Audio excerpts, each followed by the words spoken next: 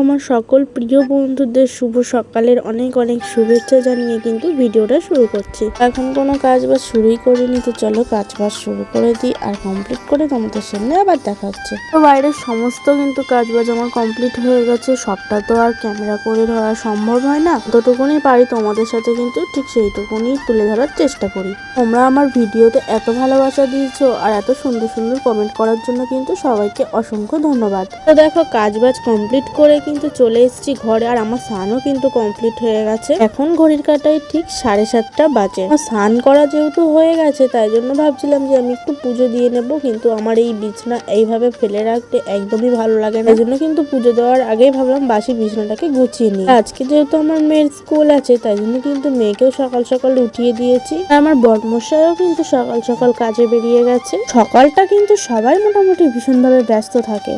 ছেলেরা কিন্তু সকালবেলা উঠে চলে যায় কাজে, বাড়ির বউরাও কিন্তু তাদের কাজে লেগে পড়ে। যাই হোক, আমার বিছনা টিছনা ঘর দোর কিন্তু সমস্ত কিছু কমপ্লিট হয়ে গেছে। আর আমার ঘর দোর কিন্তু আগেই মুছে নিয়েছিলাম। আর এদিকে ঠাকুর ঘরের সমস্ত কাজ গুছিয়ে কিন্তু ফুলও তোলা কমপ্লিট হয়ে গেছে। সকাল সকাল কিন্তু পুজো দিতে আমার ভীষণ ভালো লাগে। দেখো আমার পুজো দেওয়া কমপ্লিট হয়ে গেছে। আর ঠাকুর ঘরে এত পরিমাণে রোদ্দুর পড়েছে, মানে এই টাইমটা ঠাকুর ঘরে ভীষণ রোদ্দুর পড়ে। পুজো দেওয়া শেষ করে কিন্তু ওদিকে আমার মেয়েকে ব্রাশ করতে পাঠিয়েছিলাম, ওকে আবার মুখ ধুইয়ে রেডি করিয়ে নিয়েছি স্কুলের জন্য। আমি এদিকে মেয়ের খাবারটা বানাচ্ছি। মেয়ে যেহেতু সুজি খায় তাই জন্য কিন্তু সুজিটাকে রান্না করে নিয়েছি, আর ওদিকে দুধ জাল হচ্ছিল।